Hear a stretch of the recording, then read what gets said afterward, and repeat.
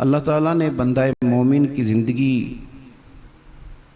बयान फरमाई और फरमाया युजाहिदून फ़ी सबीलिल्लाह, अल्लाह के रास्ते में अल्लाह के बंदे जिहाद करते हैं, जद्दोजहद करते हैं।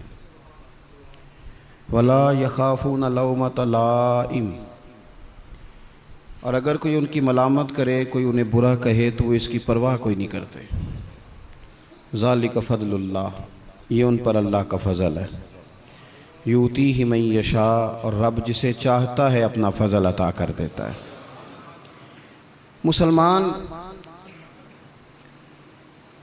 और मुसलमान का मकसद ये मुसलसल जद्दोजहद का नाम है, मुसलसल कोशिश में रहना, अपनी रूहानी तरक्की के लिए भी, मुआशी तरक्की के लिए भी, दीनी उरूज के लिए भी, इस्लामी इक़दार के लिए मुसलसल कोशिश में रहना। मुसलसल दूसरों को लेके चलने के लिए, दूसरों को पैगाम हक़ देने के लिए, कुफ्र को पैगाम दीन देने के लिए, गलबा इस्लाम के लिए मुसलसल जद्दोजहद करना, ये मुसलमान को अल्लाह तबारक व तआला और उसके प्यारे हबीब अलैहिस्सलाम की तरफ से मकसद दिया गया है। कुंतुम खैरा उम्मतिन उखरिजत लिन्नास, तुम बेहतरीन उम्मत हो, लेकिन याद रखना तुम्हें लोगों के नफ़े के लिए पैदा किया गया।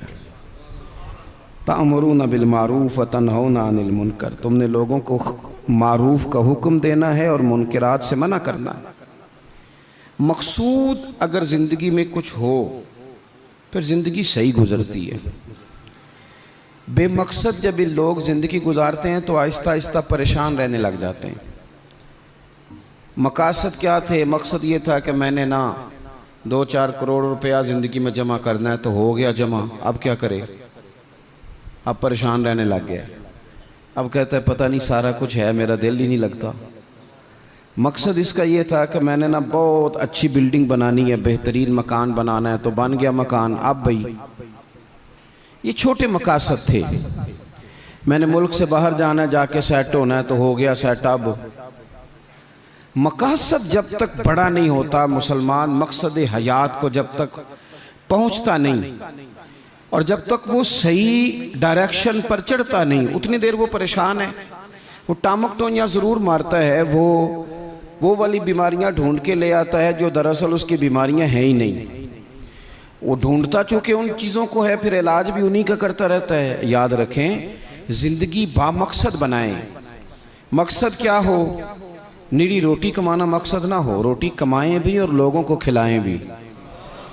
आप अगर इसलिए माल बढ़ाएंगे कि मैं मालदार हो जाऊं, तो ये तो महमूद नहीं, ये प्यारा नहीं आपका ये नज़रिया। लेकिन अगर माल इसलिए कमाएं कि या अल्लाह पैसे देना, पर मुझे तरीक़ा भी हज़रत उस्मान गनी वाला देना, मुझे सलीका हज़रत अब्दुर्रहमान इब्न औफ वाला देना। आप अगर मकासद के तहत ज़िंदगी गुजारेंगे तो बेचैन नहीं रहेंगे।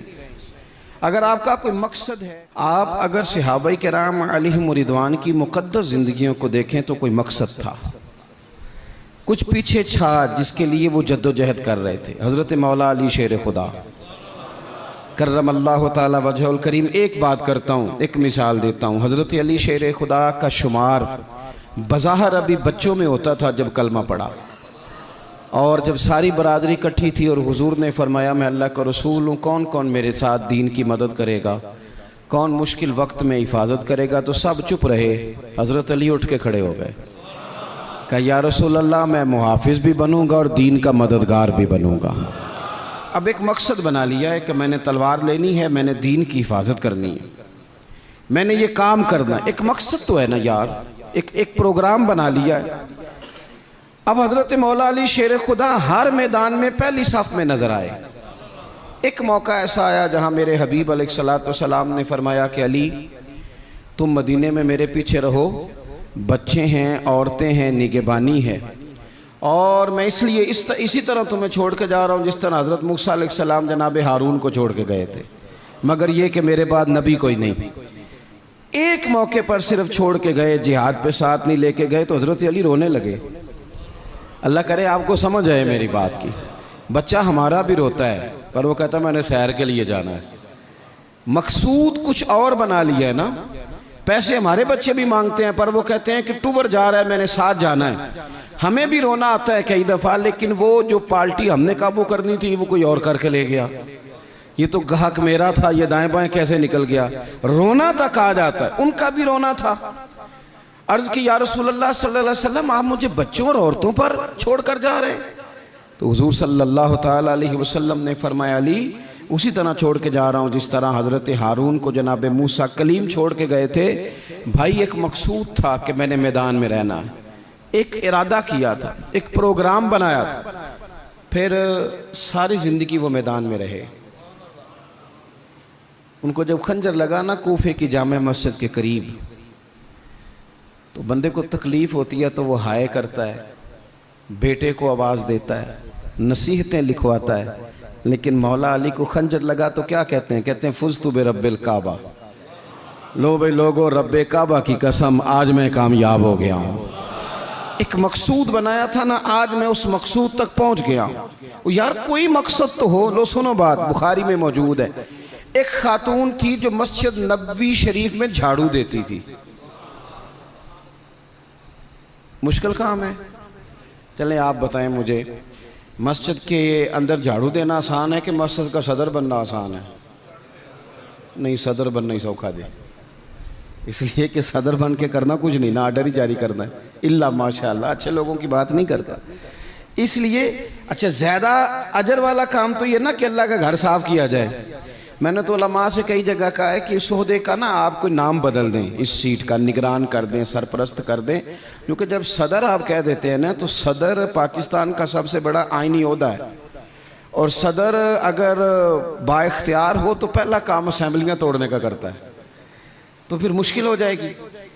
एक खातून मस्जिद नबवी शरीफ में झाड़ू देती थी, कोई मकसद तो है ना यार।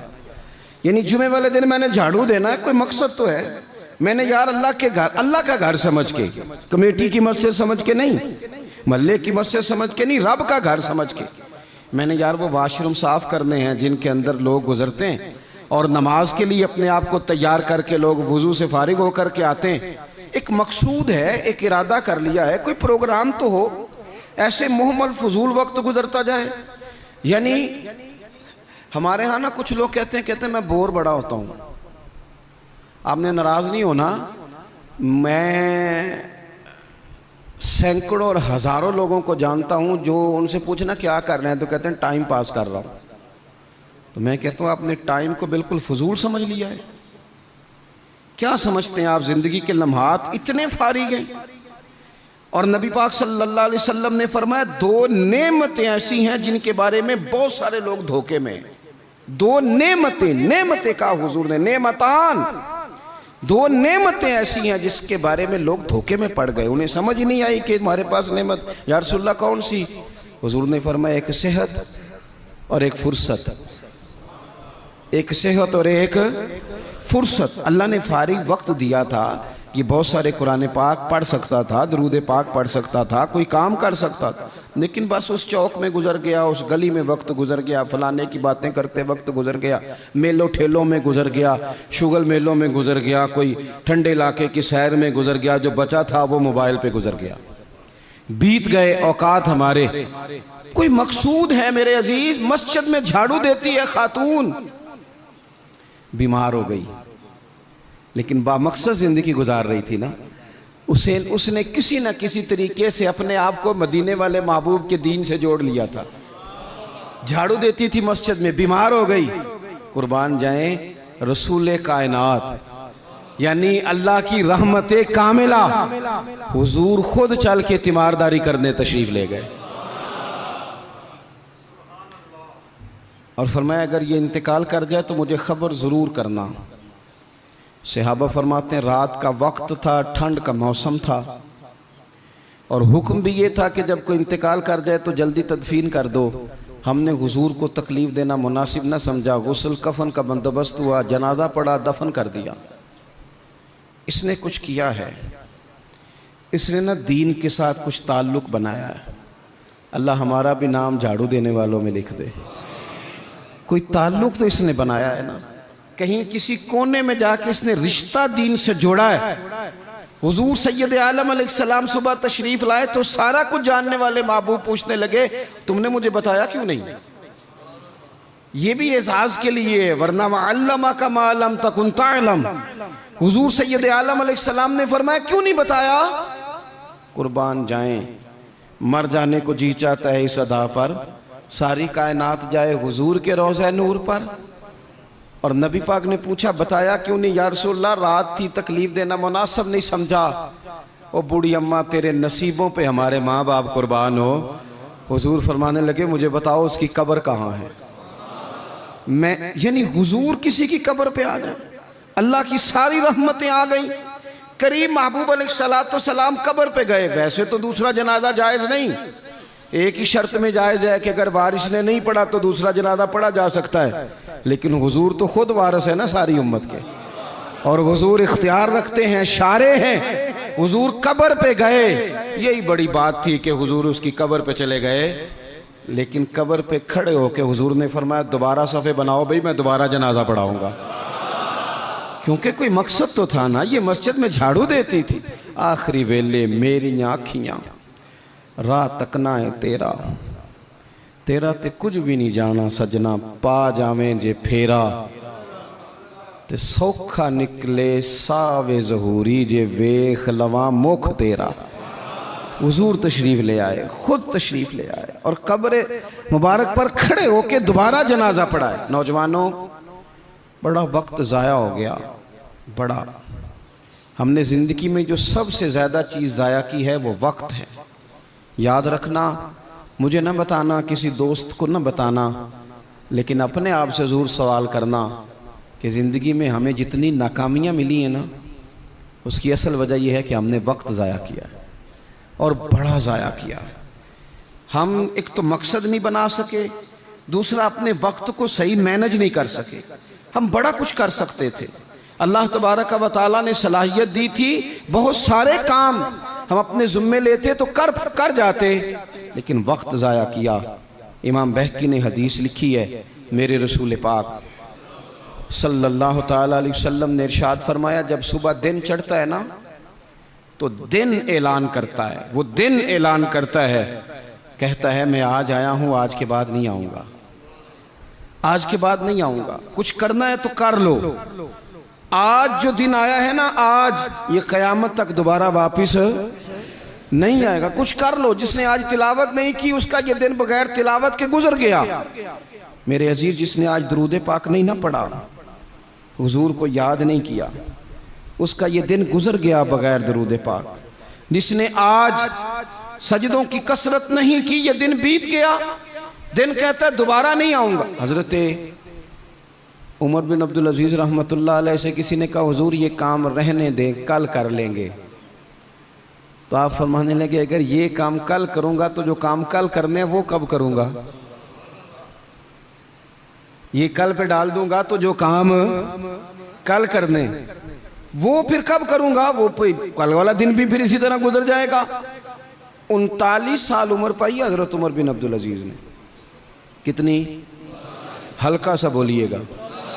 1 कम 40, 1 का 39 साल उम्र। पिछले बादशाह जालिम थे, ये उनके जुल्म बिद हो गए। अवाम के साथ बड़ी जगह पे वो खैर नहीं कर पाते थे, जनाब उमर वो खैर भी कर गए। हज़रत उमर बिन अब्दुल अजीज़ रहमतुल्लाह अलैह सारा हुकूमत का नक्शा भी बदल गए। ये 20 कुरान भी पढ़ गए और करोड़ों दफ़ा मदीने वाले पे दुरूद व सलाम भी भेज के चले गए। उम्र 39 साल पाई, उम्र 39 साल पाई। बीत गया हमारा वक्त। पीछे पलट के देखते हैं तो बड़ा कुछ ज़ाया कर आए। मज़ीद ना करना, मज़ीद ना करना। अपने अगर हम चाहते हैं मुआशरा इस्लाह पजीर हो तो एक तो बामकसद, दूसरा वक्त बिल्कुल किसी मौके पे ज़ाया नहीं करें, किसी मौके पे। इमाम शाफ़ी रहमतुल्लाह अलैह फरमाया करते थे, मैंने सूफिया से एक बात सीखी है जिसने मुझे बड़ा नफ़ा दिया है। हुजूर वो क्या है? आप फरमाते हैं, सूफिया फरमाया करते हैं कि वक्त एक तलवार है, इसे अपने हाथ में कर लो तो बड़ी मुश्किलात काट डालोगे, और अगर तुमने इसको अपने हाथ में ना किया तो फिर वक्त तो तलवार ही है, ये तुम्हें काट डालेगा, फिर तुम कट जाओ। जवान बिलखुसूस ये टाइम पास ये निकाल दें। मिजाज बन गया है हमारा शुगल मेले का। गप्पे घंटों भी हों तो वक्त का पता नहीं चलता। शुगल मेले का, मैं आपको पता है हम गुलाम हैं औलिया के, हम सूफिया के नज़रियात को कुरान और सुन्नत की तर्जुमानी समझते हैं। लेकिन ये कि आपने नहीं देखा होगा कि 20 लोग इकट्ठे होकर किसी जगह एक गली से निकले हों, कोई पूछे किधर जा रहे हो तो कहें हम जुमा पढ़ने जा रहे हैं मस्जिद में। 20-20 होके नहीं निकलते। लेकिन अगर ठंडे इलाके में सैर करने जाना हो तो 20 की बस भर जाती है कि नहीं। अगर कहीं फलानी जगह मेला लगा हुआ है तो फिर 2-3 गलियों से बसें भर जाती हैं कि नहीं। मैं अक्सर कहता हूँ कि आपने शुगल मेला बना लिया है मज़ारात को। शुगल मेला, सारे रास्ते में नमाज नहीं पढ़ी, क्या मिजाज, वक्त को ज़ाया कर रहे हैं और बड़ा ज़्यादा कर रहे हैं, और ये पलट कर हाथ नहीं आएगा। जिन लोगों ने काम किया, हमारा हज़ार हा इख्तलाफ है यूरोप के साथ, पर ये बात तो मान जाओ ना, उन्होंने अपना वक्त मैनेज कर लिया है, मैनेज कर लिया। हम अभी तक हैं, बहुत सारी चीज़ें हैं, नारों में जिंदा हैं, उन्होंने मैनेज तो किया है। तीसरी बात मेरे अजीज़, इस्लाह माशरा के लिए जो बड़ी अहम और बड़ी ज़रूरी है वो ये है कि तरजीहात का तयन करें ज़िंदगी में। मेरी दरअसल तरजीह क्या है, असल मकसूद क्या है। ये हमारे मजहबी इज्तिमात होते हैं, मुझसे लोग वक्त लेने के लिए आते हैं, बड़े अच्छे लोग होते हैं, खैर के लिए आए हैं, वरना हमें कौन पूछता है। तो मैं कई दफ़ा पूछता हूँ दोस्तों से कि जो आप महफिल करा रहे हैं तो कोई पस मंज़र भी तो बयान करें ना, मकसूद क्या है।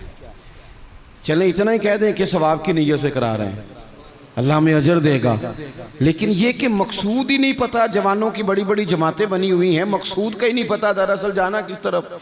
अपनी ज़िंदगी में तरजीहात, और जब तरजीहात तय करें तो ज़रूरियात को आगे रखें, फ़राइज़ को हमेशा आगे रखें। जो फ़राइज़ हैं, जो वाजिबात हैं, उनको हमेशा पहला दर्जा दें। बहरहाल महफिल कराना मुस्तहब है और नमाज पढ़ना, आहिस्ता क्यों बोलते हैं आप, नमाज पढ़ना, ख़त्म शरीफ दिलाना बहरहाल मुस्तहब है, लेकिन सही कुरान पाक पढ़ना सीखना ज़रूरी है। जो ज़्यादा ज़रूरी है वो क्यों नहीं कर रहे। तरजीहात अगर आप ले आएंगे ना, मैं बहुत सारे लोगों को जानता हूँ तवज्जो से ख़त्म दिलाते हैं। हमें भी कहते हैं मौलाना इस दफ़ा अब्बा जी के ख़त्म पे आपकी बारी है, पिछले साल फलाने को बुलाया था, उससे पिछले साल फलाने को। भाई आप नमाज पढ़ते हैं, कहते हैं आप दुआ करें, आप दुआ करें मैं शुरू कर दूं। तो मैं कहता हूं अगर नमाज की दुआ करानी है घर बैठे बैठे मुझसे, तो ख़त्म की दुआ नहीं घर बैठे बैठे हो जाती, वो भी कर देता हूं। यहीं से अल्लाह ताला उनको उनकी मगफिरत फरमाए। तरजीहात हमेशा आपके जो ज़रूरी काम है, याद रख लें, आपके मदरसा बड़ा ही ज़रूरी है। मैं किसी की तारीफ़ बड़ा कम करता हूँ, इसलिए कि तारीफ़ खुशामद बन जाती है तो बंदा मुश्किल में आ जाता है। लेकिन अभी मैं आया हूँ ना, तो यहाँ बच्चे साथ कुरान पाक पढ़ रहे थे। मेरे आशिया ख्याल में ये बात भी आ सकती थी कि कारी साहब ने, हज़रत साहब ने छुट्टी क्यों नहीं कराई, मस्जिद में महफिल है। लेकिन आप यकीन करें कि मेरा दिल इतना ठंडा है, मैंने कहा ये बिल्कुल सही कर रहे हैं, इनको पढ़ना ही चाहिए। ये जो काम इनके लिए ज़्यादा ज़रूरी है, इनके घर वालों ने जिगर के टुकड़े दिए पढ़ाने के लिए, तो जो जिस काम के लिए भेजे हैं वो काम ज़रूरी है, वही नहीं करना चाहिए। तरजीहात तो तय करें मेरे भाई। दरअसल तरजीह क्या है, हज़रत तलहा रज़ी अल्लाह ताला अन्हु फरमाते हैं, एक बद्दू हुजूर की बारगाह में आया, सादा बंदा, बाल बिखरे हुए, हालत बड़ी परागंदा, मिशकात में हदीस है। उसने आन करके अर्ज़ की, या रसूल अल्लाह सल्लल्लाहु ताला अलैहि वसल्लम, हुजूर मुझे बताइए इस्लाम क्या है, इस्लामी अहकामात बताएं। तो हुजूर ने कलमा शहादत के बाद फरमाया कि वक्त पर नमाज पढ़ना, दिन और रात में 5 नमाजें तेरे ऊपर ज़रूरी हैं। उसने अर्ज़ की, हुजूर कुछ नफल भी पढ़ूं? तो फरमाया अगर तो अपनी तरफ से पढ़े तो बड़ा ही अच्छा है। उसने कहा, उसके बाद फरमाया साल में 1 महीने के रोज़े रखना। अर्ज़ की, हुजूर कुछ नफली भी रखूँ? फरमाया रखे तो बड़ा बेहतर है। फिर फरमाया हज फ़र्ज़ हो जाए तो पहली फुर्सत में करना। हुजूर कुछ साथ नफली भी करूँ? फरमाया करे तो अच्छा है। फिर फरमाया ज़कात दे, ज़कात। उसने अर्ज़ की, या रसूल अल्लाह सल्लल्लाहु ताला अलैहि वसल्लम कुछ नफली सदकात भी करूँ? फरमाया करे तो बड़ा अच्छा है। उसने ये बातें सुन के ना सिर्फ फ़राइज़ की तालीम दी, फ़राइज़ की। आज जो खतीब मुझे और आपको नुक्ते सुनाए, हम तवज्जो से सुनते हैं, और अगर फजर में इमाम साहब वज़ू के मसले बताएं तो कहते हैं एडा आलम ही नहीं। आलम तो उसी जिनने कल बड़ी ऊंची तकरीर की थी, अगर वो आपको गुस्ल का तरीका बताए तो लोग कहते हैं ये तो इल्म की शायद बात ही नहीं। वो नुक्ता बयान करने वाला, वो जिसकी आवाज़ ज़्यादा बुलंद हो रही थी। आवाज़ बुलंद होना ज़्यादा ज़रूरी नहीं होता, दलाइल बुलंद होना ज़रूरी होता है। आपकी दलील कितनी मजबूत है ये ज़्यादा अहम है। तो अल्लाह के महबूब अलैहिस्सलाम ने फरमाया फ़र्ज नमाज पढ़, ज़कात दे, रमज़ान के रोज़े रख, हज कर। हुजूर सैयद आलम सल्लल्लाहु ताला अलैहि वसल्लम ने ये तरजीहात बताई। वो शख्स पता है हुजूर से क्या कहता है? कहता है या रसूलल्लाह जो मैंने आपसे सुना है ना कमी करूँगा ना इजाफा करूँगा। गोया वो मान गया कि मैं तरजीह दूंगा फ़राइज़ को। तो रसूल पाक सल्लल्लाहु अलैहि वसल्लम ने फरमाया सहाबा की तरफ देख के फरमाया अगर ये जो कह रहा है उस पर डटा रहा, जो इसने कहा है अगर वो सच किया इसने, तो फरमाया फिर ये बंदा कामयाब हो जाएगा, फिर ये फलाह पा जाएगा। आप तरजीह हमेशा अहम काम को दें। मैं जो बात करने लगा हूँ मेरे उलमा उसकी जिम्मेदारी लेंगे। आपसे ये नहीं पूछा जाएगा कि आपने मज़ार पे चादरें कितनी डाली हैं, ये ज़रूर पूछा जाएगा कि माँ बाप की खिदमत की कि नहीं की। तो जो तरजीह है मज़ार पे चादर ज़रूर डालें, मना नहीं, पर यह कि वहाँ वक्त पे जाना, वहाँ ड्यूटी ठीक करना और अम्मा अब्बा घर में परेशान हो। रसूल कायनात सल्लल्लाहु अलैहि वसल्लम की खिदमत में एक सहाबी हाजिर हुए, अर्ज़ की या रसूल अल्लाह सल्लल्लाहु ताला अलैहि वसल्लम मैं एक मसला दरियाफ्त करने आया। मेरे दोस्तों पता हमें क्या हुआ है, हमने ना बाहर वक्त बहुत ज़्यादा दिया है और जो हमारे घर के अंदर हमारी जिम्मेदारियां थी ना, हमारे बच्चे, हमारी बीवी, हमारे बहन भाई, उन जिम्मेदारियों से ना हमने जान छुड़ाई है। इल्ला माशाल्लाह कुछ लोगों ने बच्चे को चार्ज किया, बच्चा तंग कर रहा है, लगा दो गेम मोबाइल पे, चलो हमारी जान छूटी, वो जाने उसका काम जाने। आप अगर 10-15 मिनट बच्चे को देते वो आपसे खेलता, वो मानूस होता। आप कहते मैं बड़ा मसरूफ़ हूँ, और भाई तो इतना मसरूफ़ तो नहीं जितने मदीने वाले महबूब मसरूफ़ हैं। लेकिन रसूल पाक के तो कंधों पे इमाम हसन चढ़ के सवारी किया करते थे, हुजूर की तो गोद में इमाम हुसैन खेला करते थे। हज़रत अबू हुरैरा कहते हैं मैंने देखा है कि हुजूर ने उनके बाजू थामे, उन्होंने पैर पहले हुजूर के मुकद्दस कदमों पे रखे, फिर उन्होंने अपने कदम मुबारक हुजूर की मुबारक पिंडलियों पे रखे, फिर टखनों पे रखे, फिर पेट पे रखे, फिर हुजूर की ज़ुबान चूसनी शुरू कर दी। तू क्यों वक्त नहीं दे रहा अपने बच्चों को? क्यों नहीं हम वक्त दे पाते अपने नवासों को, नवासियों को, पोतों और पोतियों को? वो जो हमारे लिए ज़रूरी था वो हमसे मानूस होने की बजाय किसी बदअकीदा से जाके मानूस हो जाते हैं। पता तब चलता है जब सारा अकीदा बिगड़ जाता है। अपने घर के अंदर जो जिम्मेदारियां उनको तरजीह दें। हुजूर सैयद आलम अलैहिस्सलाम ने फरमाया खैरुकुम खैरुकुम लिअहलिही व अना खैरुकुम लिअहलिही, फरमाया तुम में बेहतर वो है जो अपने घर वालों के लिए बेहतर है। व अना खैरुकुम लिअहलिही, और जाके पूछ लो मैं तुम सबसे बढ़ के अपने घर वालों के साथ खैर करने वाला। तरजीह दें। एक सहाबी आए, अर्ज़ करते हैं या रसूल अल्लाह सल्लल्लाहु अलैहि वसल्लम मेरी बीवी पे हज फ़र्ज़ है, वो हज करने जा रही है, ये सियासता में हदीस मौजूद है, और मेरा नाम एक गज़वे में लिख दिया गया है, मैं जिहाद के लिए जा रहा हूँ, नाम मैंने लिखवा लिया है, हुक्म मेरे लिए क्या है? मेरी बातों की समझ आ रही है आप हजरात को? मेरी बीवी हज के लिए जा रही है, वो साहिब इस्तात होगी, जाहिर है उसके पास माल होगा, वो जा रही है, उसको जाना है, वो तैयार है, और मेरा नाम गज़वे में लिखा है, तो हुक्म क्या है? देर नहीं लगाई रसूल पाक ने, हुजूर फरमाने लगे तो अपना नाम गज़वे वाली लिस्ट से कटा, जिहाद पे ना जा, बल्कि तुम महरम बनकर अपनी बीवी के साथ हज करने जा। वो तेरी जिम्मेदारी है, वो तेरे अलावा कौन महरम बनेगा उसका? तो जो तेरी ड्यूटी का काम है उसे तो करना, तरजीही बुनियादों पर काम को करें। 4 बातें हो गई, एक बात आखिर में 5वीं। हम ना बहुत सारी चीज़ों की इस्लाह करते हैं, लफ्ज़ भी कई दफ़ा तराश लेते हैं, जुमले भी बड़े अच्छे तरतीब दे लेते हैं, लेकिन आहिस्ता आहिस्ता ना हमारे लहजे सख्त हो गए। सारी तवज्जो लफ्ज़ों पे ना दें, कुछ लहजों पर भी दें। लहजा जो होता है ना इंसान का, लहजा यानी बेटे को आवाज़ दी, अब्बा जी ने कहा बेटा, उसने कहा जी अब्बा जी क्या मसला, हुक्म करें, अभी तो मैं गया था। इसमें जुमला गुस्ताखी वाला कोई भी नहीं, पर लहजा गुस्ताखी वाला है। अब्बा जी क्या हुक्म है, कोई गुस्ताखी है इस लफ्ज़ में? अभी तो मैं यहाँ से गया हूँ, कोई गुस्ताखी है, लेकिन उसका जो लहजा है ना, चले मैं आसान करता हूँ, आपकी समझ में बात आएगी। कुरान पाक में हज़रत लुकमान अपने साहिबजादे से बातें करते हैं और वो सूरह लुकमान की बिल्कुल इब्तदा में वो आयात मौजूद हैं। तो हज़रत लुकमान ने ना अपने बेटे को जो नसीहतें की, एक नसीहत ये भी की थी, कहा वला तुसग़िर खद्दक लिन्नास,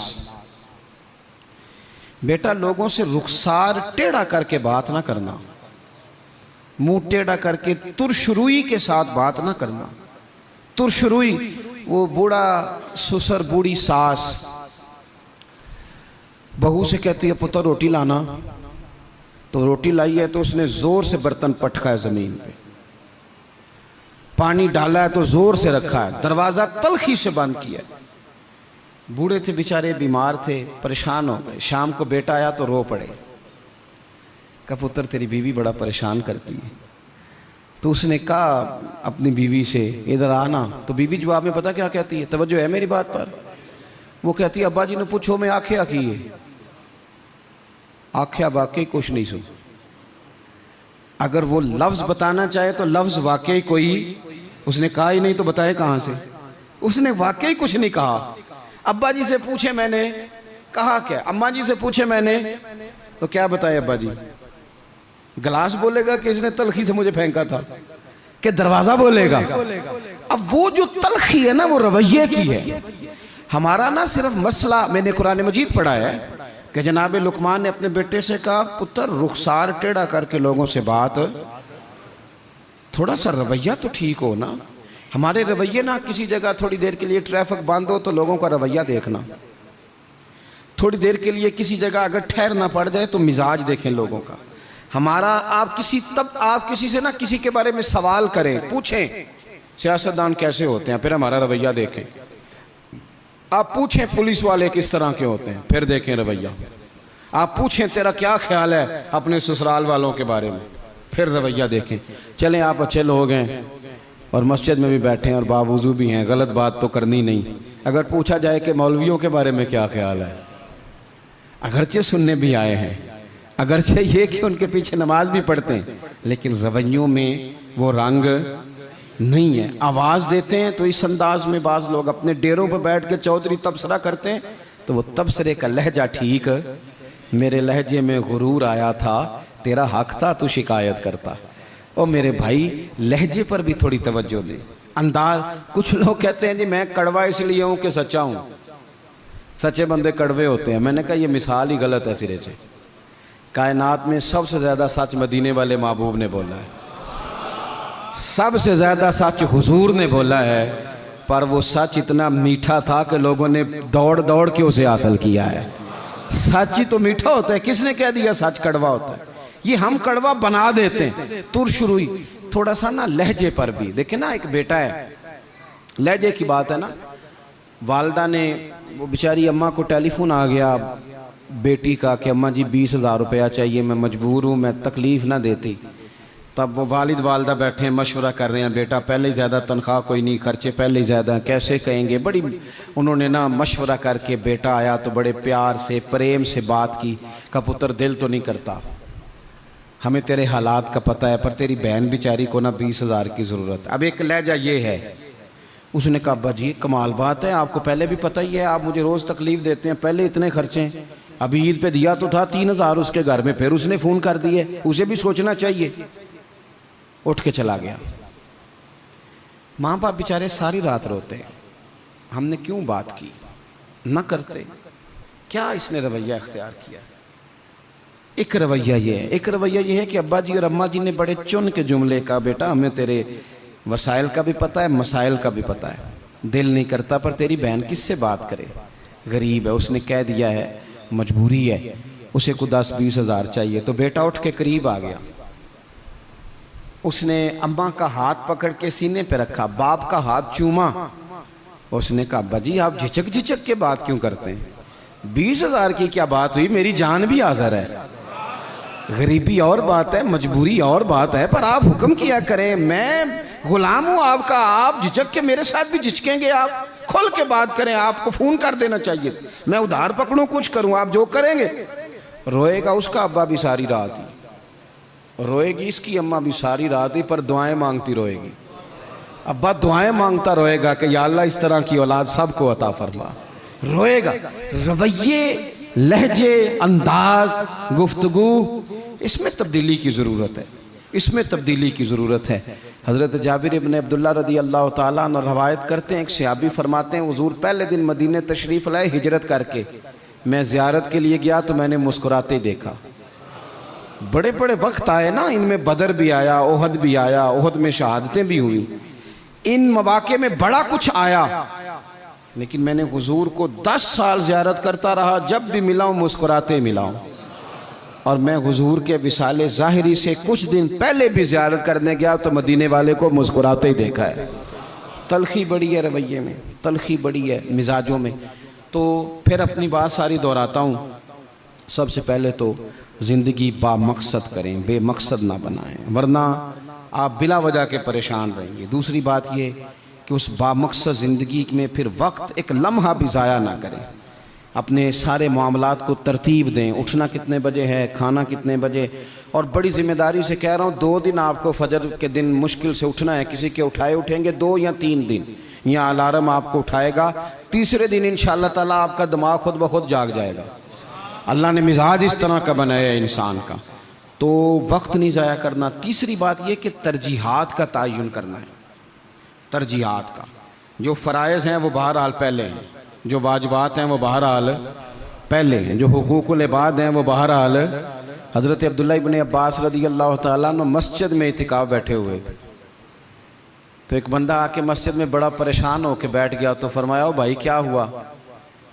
कहने लगा, हुज़ूर बड़ा परेशान हूँ, एक बंदे का कर्ज देना है और मजबूर हूँ, दे नहीं पा रहा। आप फरमाने लगे, मैं तेरे लिए कोई बात करूँ तो तेरा काम बनता है? उसने कहा, हुज़ूर अगर कर दें तो बड़ी बात है। इतिकाफ़ बैठे थे, जूते पहने मस्जिद से बाहर निकल आए। वो बंदा कहने लगा, हुज़ूर रुके रुके, शायद आपको याद नहीं रहा, आप इतिकाफ़ में हैं। तो हज़रत अब्दुल्लाह इब्न अब्बास रो पड़े और हुज़ूर की कब्र नूर की जानिब इशारा करके कहने लगे, ज़्यादा अरसा नहीं गुजरा, मैंने मदीने वाले हबीब से सुना है कि जो किसी भाई की एक मुश्किल हल कर दे, अल्लाह 10 एतिकाफ़ से ज़्यादा सवाब अता फरमाएगा। तो जो वक्त तरजीह तय करने का था मैंने तय कर लिया। इस वक्त तरजीह तुझे मुश्किल से निकाल। हुकूकुल इबाद अगर तरजीह है तो उसे तय करें, फ़राइज़ तरजीह है तो उसे तय करें, और अपने रवैयों को अच्छा रखें। सब्र बड़ा हुसन है, सब्र में बड़ा कुछ पिन्हा हो जाएगा। बेसब्र आदमी चंद कदम भी नहीं चल सकेगा, थक जाएगा। ये चीज़ें ज़िंदगी में पैदा करें। उम्मीद है हमारी इस्लाह बड़ी करीब आ जाएगी। उम्मीद है कि बड़ी जल्दी हम उस रास्ते चले जाएंगे जो अल्लाह रसूल के कुर्ब की जानिब बढ़ता है। इंसान ने अपना अपना मेयार इज़्ज़त के लिहाज से चुन लिया है। कुछ लोग ये समझने लगे हैं कि शायद बहुत ज़्यादा लोग जिसको जाने वो आदमी बड़ा इज़्ज़त वाला होता है, हालांकि बदनाम जो होंगे तो क्या नाम ना हो। क्या बात है। कुछ लोग समझते हैं कि बहुत ज़्यादा पैसा हो तो फिर इंसान इज़्ज़त वाला है। कुछ का ख्याल ये है कि जिसको सारे लोग रास्ता छोड़ के स्टेज पे ले जाएं वो शायद ज़्यादा बाइसे इज़्ज़त है। लोगों ने अपने अपना म्यार बनाया, लेकिन याद रखना अल्लाह तबारक व तआला ने सारी इज़्ज़तें अपने महबूब के कदमों के साथ वाबस्ता। सुभान अल्लाह। आप दीन को छोड़कर इज़्ज़त हासिल कर नहीं सकते, इज़्ज़त सारी दीन के साथ वाबस्ता है। मेरी बात पे तवज्जो करें आप हजरात, और थोड़ी देर आप बात को समझेंगे। मैं उतनी देर बात करूंगा जितनी देर महसूस करूंगा कि आप मेरी बात को समझ रहे हैं। ये कोई पाबंदी नहीं है कि इसको बात को बड़ा खींच के करना है। आला हज़रत रहमतुल्लाह ने लिखा है, जिसने लोगों का वक्त ज़ाया किया उसने भी हिसाब देना है। तो कोई बात इसलिए बार बार नहीं दोहराई जाएगी कि घंटा या सवा घंटा पूरा करना है। बात एक आपसे अर्ज़ करनी है, जो उन्वान मेरे ज़िम्मे लगाया गया उस पर कुछ बात अर्ज़ करने की कोशिश करनी है। ये याद रखें कि इंसान जितनी मर्जी भी मुलम्मा साजी करके अपने आप को बड़ा करने की खुद कोशिश करता है ना, वो उतना पीछे हटता जाता है। इज्जतें वकार ये है ही अल्लाह के पास, और अल्लाह जिसको चाहता है अता फरमाता है। बेशक सारी दुनिया मिल के किसी शख्स को बाइज्जत करना चाहे तो कर नहीं सकती, और सारे लोग मिल के किसी को रुसवा करना चाहे तो कर। हमारे यहाँ ना बहुत ज्यादा झूठ आ गया, बहुत ज्यादा।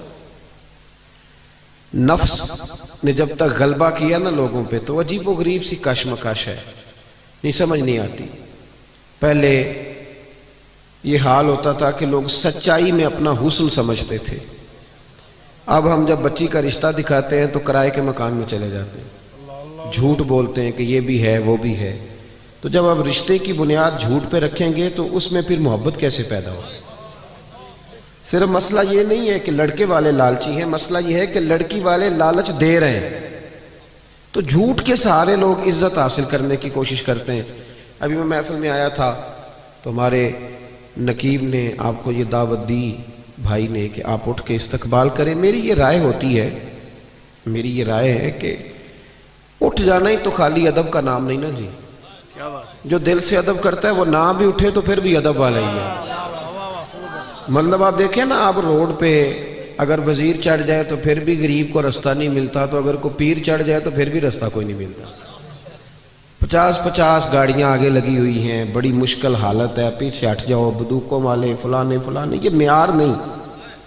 आप अगर समझे कि ये म्यार है, इससे कुछ देखें ना, आप तो लोग समझते हैं जिसकी तस्वीरें ज्यादा छपती हैं वो ज्यादा इज्जत वाला है। कोई म्यार है तो दौलत भी म्यार नहीं। फिर म्यार क्या है? अल्लाह करीम ने कुरान मजीद में फरमाया, ए मेरे महबूब के गुलामों, अगर तुम अपने रब से मोहब्बत करना चाहते हो ना तो फिर मेरे नबी की गुलामी करो। और तुम्हें मिलेगा क्या? कुल इन कुंतुम तुहिब्बून अल्लाह, महबूब इनसे फरमा दीजिए अगर ये अल्लाह से मोहब्बत करना चाहते हैं तो फत्तबिऊनी, इनसे कहिए आपकी गुलामी करें। इज्जत कितनी मिलेगी? युहब्बिबकुमुल्लाह, वाह वाह वाह। अल्लाह खुद इनसे मोहब्बत फरमाएगा।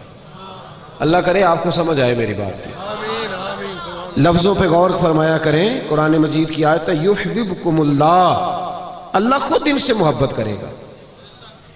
जिससे वजीर आजम मोहब्बत करे उसका क्या हाल होता है? MNA और MPA साहब मोहब्बत करें तो वो आदमी तो बेचारा सीधा खड़ा भी नहीं हो सकता, इतना भागता दौड़ता है। तो मैं नहीं पता कि हमारी पार्टी की हुकूमत है, तो बतलाओ ना मेरे भाई, जिससे अल्लाह मोहब्बत करे। क्या बात, क्या बात। अपना म्यार ये समझ लें कि सच में म्यार है।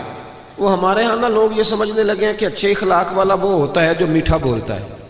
तो मैं कहता हूँ मीठा तो लोग मतलब के लिए भी बोलते हैं। मीठा फकत इखलाक मीठा बोलने का नाम तो नहीं ना मेरे भाई। वो जो सेलमैन कपड़ा बेचता है ना दुकान पे, उसकी ड्यूटी होती है कि गाहक जितना मर्जी कड़वा हो तो उन्हें मीठा ही बोलना है। और जो जो जो मालिक लफ्ज कहता है वो बड़े शानदार है, वो कहता है उसके सामने नहीं कड़वा बोलना, यानी बाद में जो मर्जी करते रहना। तो ये इखलाक तो नहीं ना कि आप अपना काम निकालने के लिए गधे से भी दोस्ती कर लें, कहे मैं बड़ा बाइखलाक हूँ। इखलाक तो सच बोलने का नाम है, इखलाक तो पूरा तोलने का नाम है। और सुन ले इखलाक तो मुखलिस होने का नाम है। मेरी बात पे तवज्जो करना। इखलाक का बहुत बड़ा जुज़ जो मेरे नबी करीम ने बयान फरमाया, अखलाक का बहुत बड़ा जुज़ वो ये है कि जो अल्लाह ने आपको दिया है ना, आप उस पर राजी हो जाएं, अल्लाह इज्जत अता कर देगा। दो लफ्जों में नबी पाक अलैहिस्सलाम ने बात को समेटा। एक सहाबी ने कहा तो हुजूर इज्जत क्या है? फरमाया जो रब ने तुझे दिया उस पर राजी हो जा तो इज्जतदार हो जाएगा। अर्ज की हुजूर जिल्लत क्या है? फरमाया लालच ना करना वरना जलील हो जाएगा। यहां इस कदर ज्यादा लालच है, इस कदर ज्यादा लालच कि दीन जो खालिस जो दीन अल्लाह रसूल को राजी करने का नाम था, आखिरत की फिक्र करने का नाम था, वहां भी दिहाड़ियां लगती हैं, वहां भी म्यार बन गया है। मैं कहा करता हूं कि और बड़े काम थे, धोखा दे के बंदा और किसी तरीके से कमाई कर लेता कि अल्लाह रसूल का नाम ही रह गया था कमाई करना। इसी नाम पे अब कमाई करनी थी, अब यही काम बाकी रह गया। भाई इज्जत देखे ना, कुछ लोग समझते हैं कपड़ों में इज्जत है। वो एक दरवेश ने मिसाल लिखी है, उसने कहा कि एक आदमी ने ना अपने बहुत सारे दोस्तों को अपने बेटे के वलीमे की दावत पे बुलाया था। तो आपको पता है अब जब तक आपने कपड़े जबरदस्त ना पहने हो तो तब भी मार्केट में कोई रेट नहीं होता। ये भी बहुत बड़ा म्यार है। अब तो उसने दावत पकाई, सारे लोगों को बुलाया। तो एक दोस्त उसका था बड़ा मालदार, उसकी वर्कशॉप थी, तो वो बेचारा घर नहीं गया बल्कि वर्कशॉप से ही वलीमे पे आ गया। तो कपड़े मैले कुचाले थे, तो वो जो बाहर खड़ा था ना बॉडीगार्ड, उसने कहा तू किधर? उसने कहा मेरा भी यार है, उसने बुलाया। उसने कहा मेरे मालिक के तो सारे तगड़े तगड़े यार हैं, तेरी तरह का तो उसका कोई यार है ही नहीं। तो तू छुट्टी कर। उसने कहा नहीं, मेरे पास दावत आई थी, ये तो बस मैं वर्कशॉप से आके हूँ, घर नहीं गया। उसने कहा नहीं मियाँ, ये कोई मेयार नहीं, तेरी हालत ही कोई नहीं। आपको पता है ना, आजकल बंदे की कदर नहीं, उसकी जेब की कदर है। महफिल मिलाद में भी आप 1.5 लाख रुपए आपको स्टेज पे बिठाया जाएगा। हाँ, जिसके